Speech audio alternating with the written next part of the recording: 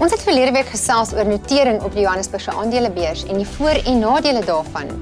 En in die volgende 2 episodes gesels ons met maatskappye wat in verskillende stadiums van notering is. Hierdie week praat ons met die eiendomsmaatskappy Atterbury, wat veral bekend is in Pretoria vir groot ontwikkelings soos Lynnwood Bridge en Woodlands Boulevard.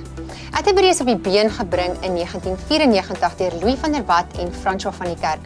Hulle is in die laaste 10 jaar met verskeie toekennings vereer as beste ontwikkelaar, as ook vir die beste ontwikkeling van die jaar. Dit is 'n privaat maatskappy met 'n baie bewese prestasierekord.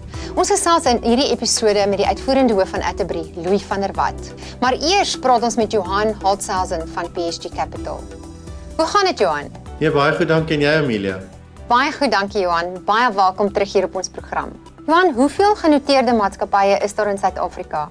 En is daar baie belangstelling van maatskappye om te noteer op Johannesburgse aandelebeurs? Dankie, Amelia. Daar's ongeveer so 440 maatskappye genoteer op die hoofbord en op AltX.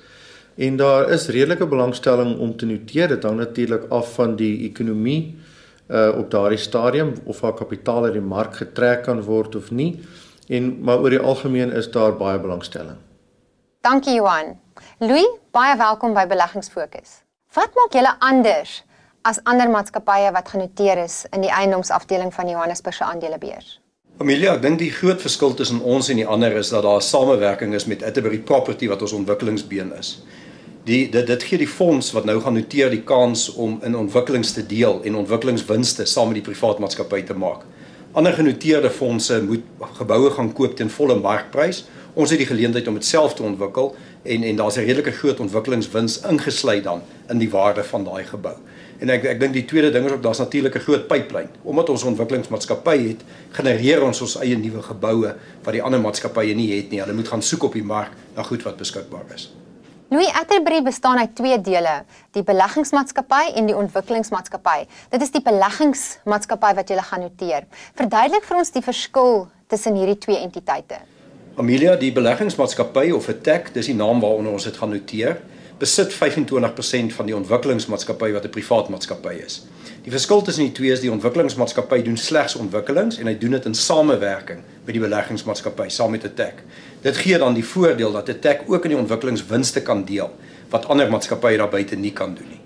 Vind julle dat daar nog geleenthede is om winkelsentrums en kantoorparke op te rig? Is hierdie mark nog nie versadig nie? Wat presies is julle planne vir die toekoms?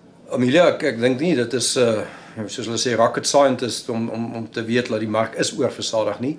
Dis hoekom ons baie selektief in Suid-Afrika kyk. Ons dink een van die areas wat nog baie ontwikkelings kan vat is die gedeelte tussen Midrand en Johannesburg. Dis waar ons die waterfall ontwikkeling doen.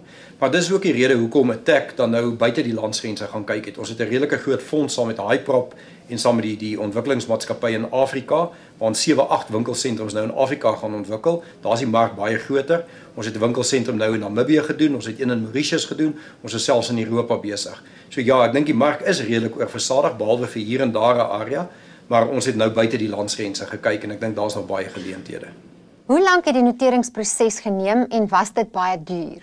Ag, dit het nie so lank geneem nie, omdat ons nog 'n privaat maatskappy is en besluite redelik vinnig kan neem, het ons so einde laas jaar eintlik begin met die beplanning om te noteer. En ek sal sê die totale proses gaan seker maar so 7-8 maande neem vandat ons die eerste keer die besluit geneem het totdat dit totaal uitgevoer gaan word. Dit is natuurlik duur, maar ek dink die voordele van 'n notering, as jy dit in ag neem en jy kyk wat dit is in vergelyking met die koste, dink ek dis die moeite werd. Louis, hoekom het julle besluit om te noteer? Amelia, ons het so 400 aandeelhouers en die aandeelhouers het natuurlik verskillende behoeftes en likwiditeit is onder sommige van hulle 'n groot behoefte. Nou op die oomblik verhandel ons aandele oor die toonbank of over the counter soos hulle sê, maar jy kan natuurlik dit nie vergelyk met 'n normale notering nie. So ek dink die eerste rede is om meer likwiditeit te bring vir die aandeelhouers. Die tweede een is om dan ook oor goedkoper finansiering. Die oomblik wat jy genoteer is daar ander maniere van finansiering. Jy kan na die bondmarket gaan en jy kan jou finansieringskoste afbring wat 'n privaat maatskappy nie kan doen nie. En dan ek dink die laaste rede is om kapitaal in die hande te kry. Ons het baie ontwikkelings wat nog lê en wag, die Mall of Africa en Waterfall, en om daai geld in die hande te kry is een van die beter maniere of makliker maniere as jy genoteer is om 'n regte uitgifte te doen wat jy nie kan doen as jy 'n privaat maatskappy is nie. Louis, baie dankie.